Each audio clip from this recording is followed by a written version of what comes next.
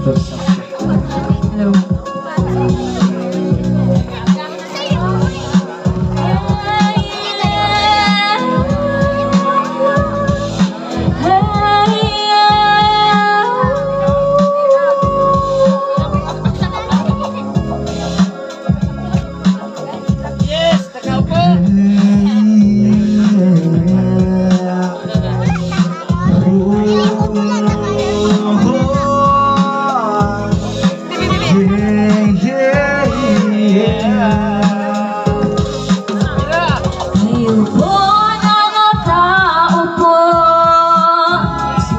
Kanyo namang tumayo,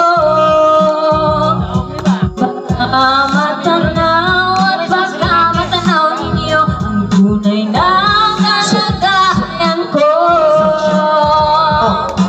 Taon-taon nandiyo po ba kayo sa loob ng malaking bayan, malawak na bakuran, mataas na pader, pinapaligiran at nakapilang mga mamahaling sasakyan, mga bantay na laging bulong ng bulong. Wala namang kasal pero marami yung nakabarong. Lumakas man ang ulan ay walang butas sa bubong. Plato ko sana na ikilala ang tugtog at ang kain isang puti ng gatas na nasa kahon. Kahit na hindi pasko sa lamesa ay mayamon. Sarap siguro manirahan sa bahay na ganyan at sabi pa nila dito mo rin matatagpuan ang tao na nagmamayari ng isang paraan. Pagkakatao'y pinag-aagapan, kaya naman inyo pinag-aagawalan. Kung makikita ko lang masya isisigawan. Nakaupo, kanyo namang tumayo, at baka matanaw ninyo ang tunay na kalagayan ko. Mabalagalan na po sa taong nakaupo. Alam niyo ba pantakal ng bigas na may pipuno? Tingting ng bahay namin ay pinagtagping yero. Sa gabi na sobrang init na tumutunaw ng yelo na di kayang bilhin upang ilagay sa inumin. Pinagulong tubig sa lumata ko ring uling-uling gamit na panggatong na inlap sa estero na nagsisilbing kusina.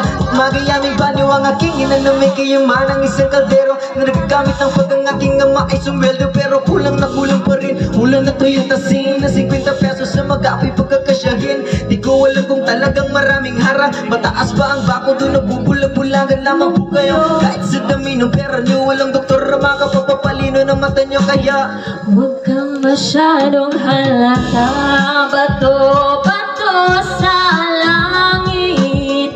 Ang mata ay huwag magalit. Bato-bato, bato sa langit. Ang mata ay huwag masyadong halata. Huwag kang masyadong halata. masyadong halata.